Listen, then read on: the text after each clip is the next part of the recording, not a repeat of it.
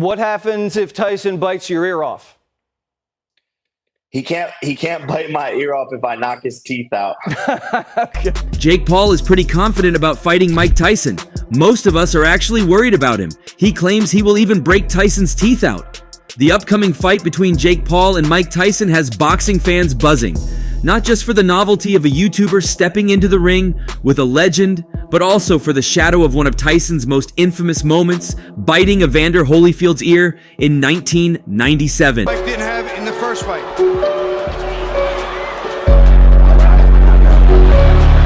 What happened here? He got bit, I think. During a recent interview on Fox News, Jesse Waters jokingly asked Paul if he was worried about Tyson taking a chunk out of his ear. Paul's confident reply, "He can't bite my ear off if I knock his teeth out," highlights the key dynamic at play here: youth, speed, and strategy versus experience and raw power. At 27, Paul represents the new generation of boxers. He acknowledges Tyson's superior strength and experience. He's the bigger man, he's experienced, but also talks of his own advantages: speed, agility, and a fresh approach. "But I'm the fastest man. I'm fresh." This strategy of using footwork and angles to stay out of Tyson's reach while peppering him with jabs is a classic counterpoint to a powerful puncher. I would have bit anything. I'd have bit his balls, his dick. I thought my ear had fell off. You can see that I'm putting my ear, it's like I'm setting myself up. Last time I remember, I said, this motherfucker, I'm gonna die. And it was on. Despite his underdog status, Paul isn't afraid to express his belief in his ability to upset the odds. He acknowledges the challenge, it's going to be tough, but remains confident in his training and game plan. "But I believe I have the faster feet and the faster hands, so I'm going to be working angles." This confidence extends to even revealing a piece of his strategy. When asked about his fight plan, Paul declares, "I don't mind. Mike can have the game plan. I'm still going to win. That's how confident I am in my ability." This bold statement underscores his belief in his own skills and preparation. However, dismissing Tyson's capabilities would be a mistake. Training videos released by the boxing legend showcased his signature power, prompting Paul to say, "Yes, he looks like a beast. He's a dog. He's Iron Mike Tyson." This respect for Tyson's raw talent and fighting spirit is crucial. Even a diminished Iron Mike remains a dangerous opponent with the potential to end the fight with one punch.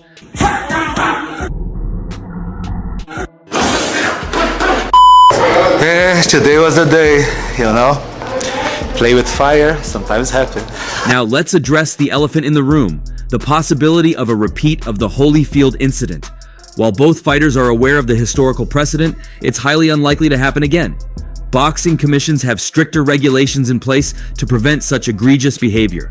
A bite would result in immediate disqualification for Tyson and a win for Paul. However, the mere mention of this possibility adds another layer of intrigue to the fight. Whether it serves as a psychological tactic by Paul or simply a reminder of Tyson's volatile past, it injects an element of unpredictability into the matchup. This fight transcends the world of simply two boxers stepping into the ring. It's a clash between generations, styles, and even platforms, with Netflix streaming the event live. Paul, a social media star turned boxer, represents a new wave of fighting personalities. Tyson, a boxing legend with a storied career, embodies the sport's traditional roots. The outcome will have ramifications beyond the winner's trophy. In the coming months, both fighters will be heavily focused on training and amping up the pre-fight hype. Fans can expect a steady stream of interviews, training footage, and social media barbs as Paul and Tyson build anticipation for this unique matchup. This is just the beginning of the story. As we inch closer to July, more details about the fight, weigh-ins, and potential undercard bouts will emerge. The boxing world will be closely watching how Paul prepares for the biggest test of his career and how Tyson looks to recapture some of his former glory. But we keep talking about Mike Tyson biting Jake Paul's ear off. But what is the probability of this happening again? What exactly happened in 1997?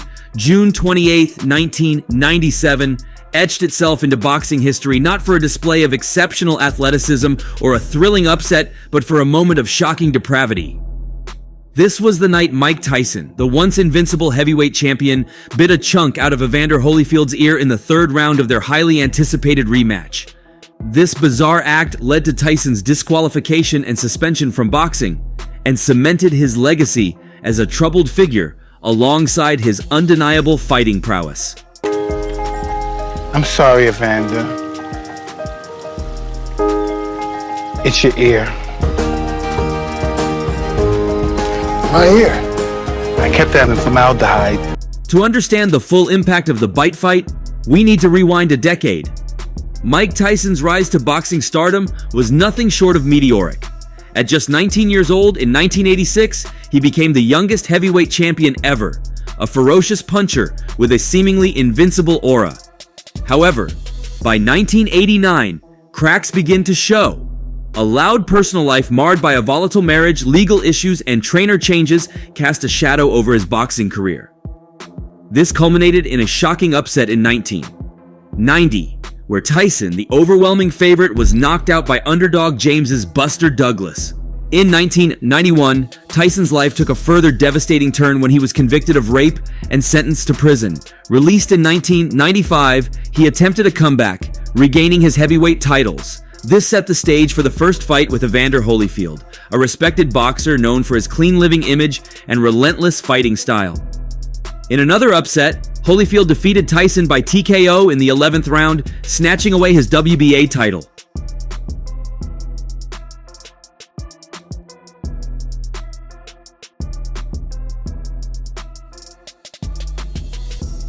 The rematch between Tyson and Holyfield in 1997 was a highly anticipated event. Holyfield, hungry to prove his first victory wasn't a fluke, came in even better prepared. Tyson, desperate to regain his dominance, entered the fight with a visible edge of frustration. The first round was a clear display of this. Holyfield methodically worked his jab and landed body shots, while Tyson, disregarding his trainer's instructions, resorted to wild swings. The crowd, sensing a repeat of the first fight, began chanting Holyfield's name, further fueling Tyson's anger. The second round saw a headbutt from Holyfield open a cut over Tyson's eye, adding to his mounting frustration. Then in the third round, the unthinkable happened. Tyson entered the ring without his mouthpiece, a clear sign of his unraveling composure. After a clinch, he inexplicably turned and bit off a piece of Holyfield's right ear, spitting it onto the canvas. The crowd gasped in disbelief, the commentators speechless. Holyfield, understandably shaken, recoiled in pain. The fight was briefly stopped, but after a cursory examination, it resumed.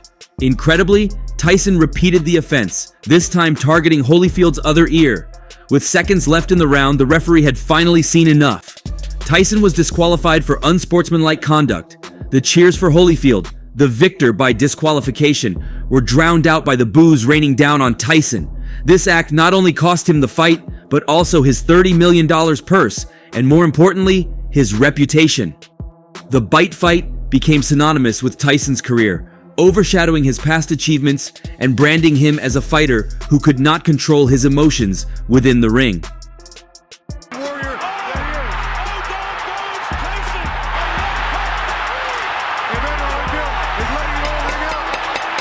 The years that followed the bite fight were a dark period for Tyson. Financial mismanagement led to bankruptcy, and a cocaine possession arrest further tarnished his image. However, Tyson slowly began to rebuild his life. He returned to boxing with a renewed focus and dedication, eventually regaining a portion of his former respect. Though never reaching the dominance of his early years, his later career displayed a more mature and controlled fighter. Mike Tyson's brutalness is evident here, and Jake Paul claims to knock this legend's teeth off. This seemingly bizarre pairing has ignited a debate about the future of boxing, leaving fans divided. Traditional boxing enthusiasts are fuming. They see this fight as a symptom of a larger problem, the rise of influencer boxing.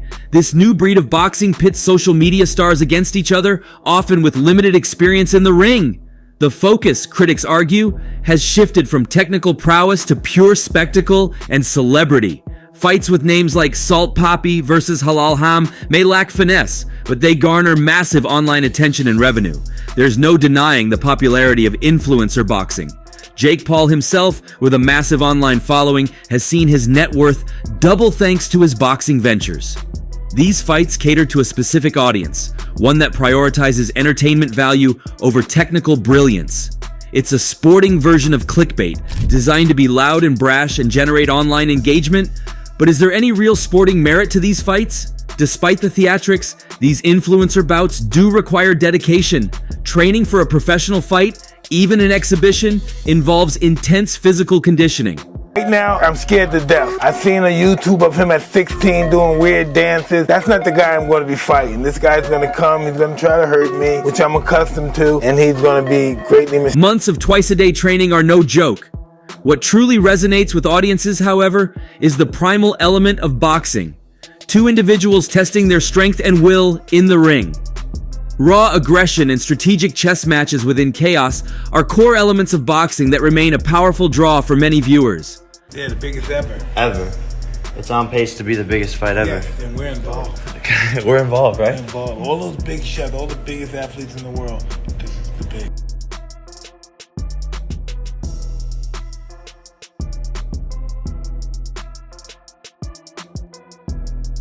Boxing's enduring appeal lies in its inherent simplicity. The basic concept, two people testing their mettle in a structured fight, is understandable by anyone, even if mastering the art takes years. From backyard brawls to white-collar boxing events for amateurs, this basic premise resonates with a large audience. It's a primal human experience, a test of strength and endurance that transcends language and cultural barriers. However, the emphasis on attention in influencer boxing raises concerns. Many boxing figures see Paul's rise as a symptom of a broken system. They argue that boxing, like other forms of artistic expression, is being homogenized for mass consumption. As long as it generates good content and clicks, technical skills become secondary. 10-round epics showcasing years of training might not generate the same buzz as a celebrity brawl. Despite the rise of influencer boxing, the traditional sport itself remains healthy. Ever since I moved up to the heavyweight division, Tyson Fury been real quiet. Tyson Fury, where the fuck you at, pussy? Fights like Beterbiev versus Bivol, a clash between pound-for-pound elites, or Fury versus Usyk, a heavyweight unification bout, demonstrates that high-level boxing is alive and well. These high-stakes contests showcase years of dedication and technical mastery, offering a thrilling spectacle for true boxing aficionados. Jake Paul's exhibitions don't diminish the accomplishments of these fighters or the dedication required to reach such heights. Getting angry about Paul's fights might be counterproductive. It fuels the very system that rewards attention-grabbing tactics. Focusing on celebrating genuine skill and promoting the artistry of elite boxing might be a more effective strategy. Supporting high-quality fights, the ones built on years of training and dedication, sends a clear message about what fans truly value. The Paul versus Tyson fight is an exhibition, not a championship bout. It's a spectacle designed to grab headlines and generate revenue. While it might not be real boxing in the purest sense, it doesn't signal the end of the sport. There's room for both influencer boxing and traditional boxing to coexist. For fans who crave the artistry and athleticism of elite fighters, there will always be Beterbiev versus Bivol. And for those seeking a dose of celebrity entertainment, there's always Jake Paul. The key lies in recognizing the differences and appreciating each for what it is. Ultimately, the future of boxing lies not just in the hands of YouTubers and legends, but in the choices we make as fans. What fights we choose to support and celebrate. Just 4 years ago, Jake Paul said he wouldn't fight boxing legends like Tyson. He was new to boxing, with only 2 pro fights, and many fans didn't take him seriously. But now things have changed. Jake has stepped up, facing big challenges and proving himself in the ring. He's not only accepted the challenge, but also gained attention for his performances. It's interesting to see how he's transformed from a newcomer to a significant figure in the boxing world, challenging expectations along the way. Fast forward to today, and Paul has solidified his position in the influencer boxing scene. He boasts a current record of 9 wins and 1 loss, with some impressive knockouts on his resume. This turnaround has certainly earned him respect from his critics. On the other side of the ring stands Mike Tyson, a name synonymous with boxing history. At 57 years old, Tyson's last professional fight was in November 2020 against Roy Jones Jr. Who was your favorite boxer? Mike Tyson. Mike, right? Fuck yeah. Fuck yes. Because I'm going to be fighting him. No way. Which ended in a draw. Ironically, this same event featured Jake Paul on the undercard, where he secured a knockout victory against Nate Robinson. But our big boy Jake doesn't seem intimidated, not even a little. The age difference between Tyson and Jake, contrasting styles, and their paths to fame create a unique matchup. And unsurprisingly, both fighters have had their fair share to say about it. While some might see Paul as disrespectful for challenging a boxing icon, his comments suggest a more nuanced perspective.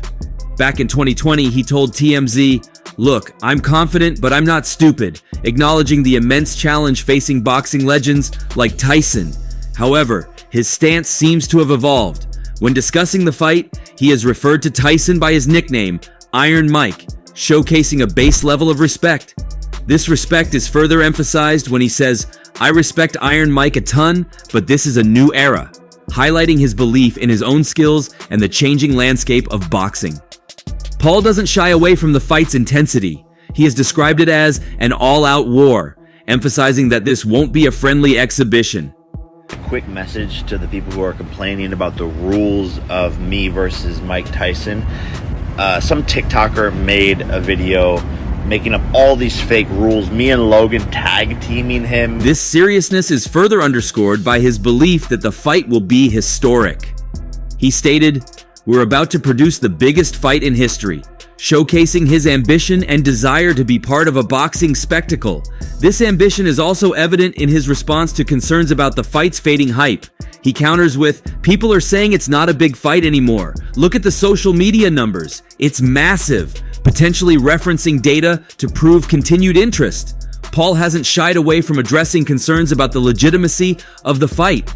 When rumors of a fixed bout surfaced, he was quick to dismiss them, stating, "There's no way this fight is rigged. This is a real fight," emphasizing his desire for fair competition. However, Paul also injects some trash talk into the mix. His most notable quote is, "I'm going to be younger, faster, and hungrier. I'm going to break his teeth off," showcasing a clear element of aggression and bravado. He further positions himself as the quicker and more prepared fighter despite the size difference, stating, "He's the bigger man, but I'm the faster man. He's a much stronger man, but I'm fresh," highlighting his advantages. He even throws in a jab at his YouTube background, aiming to downplay doubters. "I say he's underestimating me. He might think I'm just some YouTuber, but I take this very seriously." While Paul's comments primarily focus on the fight's seriousness and his confidence, a touch of humor emerges in his statement, "I have to join Trump at Chick-fil-A to beef up," which he said on Fox News. This light-hearted reference to bulking up for the fight, possibly referencing a shared love for the fast food chain with Donald Trump, injects a bit of fun into the promotion. It's interesting to note the evolution of Paul's comments. His earlier statements suggest a more cautious approach, acknowledging the difficulty of facing legends like Tyson. However, his recent comments showcase a strong belief in his abilities, bordering on arrogance at times. While he respects Tyson's legacy, he clearly sees this fight as an opportunity to etch his name in boxing history. Jake Paul's comments on the potential fight with Mike Tyson paint a picture of a young, ambitious boxer aiming to challenge the established order. He respects Tyson's past achievements, but believes his own skills and dedication will prevail. While some of his comments might be for entertainment purposes, the overall tone suggests a genuine desire to prove himself on the biggest stage. Whether he can overcome the immense challenge posed by Mike Tyson remains to be seen, but one thing's for sure, the war of words has already begun. While the age difference and contrasting backgrounds have sparked debate, Mike Tyson himself has been surprisingly vocal about the fight. Despite being in his mid-50s, Tyson seems dedicated to putting on a show. In a recent interview with Fox News, he emphasized his training regimen, stating, "Listen, I train every day, the whole day. Process goes through the whole day." This dedication dispels any notions of Tyson simply going through the motions. He's putting in the hard work to be ready for the challenge, even if it's not a full-fledged professional fight. Always known for his lightning-fast strikes, Tyson seems confident in maintaining a speed advantage. Challenging Jake Paul's perceived edge in this area, he directly stated on Fox News, "I don't think he's faster than me." This comment highlights Tyson's belief that his experience and honed reflexes will give him a significant edge when the bell rings. Some might dismiss Jake Paul as a mere internet celebrity with limited boxing skills. However, Tyson acknowledges Paul's progress in the ring. He isn't underestimating his opponent, as evidenced by his Fox News comment. He's come a long way since he was a YouTube guy. This statement shows respect for Paul's dedication to the sport, even if Tyson believes he still has room for improvement. The fight has generated a lot of buzz, with some criticizing it as a mismatch. Ever the showman, Tyson addressed the negativity in a way that suggests he thrives under the spotlight. According to the Daily Mail, he said, "They are just jealous of my popularity." This comment, while playful, hints at Tyson's understanding of the fight's potential for spectacle and his ability to draw a crowd. Whether it's pure boxing or entertainment, Tyson appears ready to be the center of attention. Speaking with Fox News, Tyson dropped a hint about the potential entertainment value of the fight, even if it's not a traditional boxing match. He said, "The more I fight, the less nervous I become, because it's reality, and in reality, I'm invincible." This statement, while perhaps not meant to be taken literally, suggests Tyson embraces the fight's potential to be exciting and entertaining, even if the outcome might be somewhat predetermined. It's worth noting that before the fight was officially confirmed, Tyson critiqued Jake Paul's boxing style in 2022. He commented, "His punches you can see coming a mile away." This criticism suggests Tyson may see an opening for his own powerful counterattacks. Whether this early assessment holds true remains to be seen, but it provides some insight into how Tyson might approach the fight strategically. Overall, Tyson's comments paint a picture of a confident boxer who's ready to step into the ring. Even if it's not under the traditional professional spotlight, he seems to be embracing the entertainment value of the fight while still taking his training seriously. Whether the fight lives up to the hype remains to be seen, but one thing's for sure, Mike Tyson isn't backing down from the challenge. He's ready to put on a show, showcase his skills, and remind everyone why he's still a legend in the boxing world.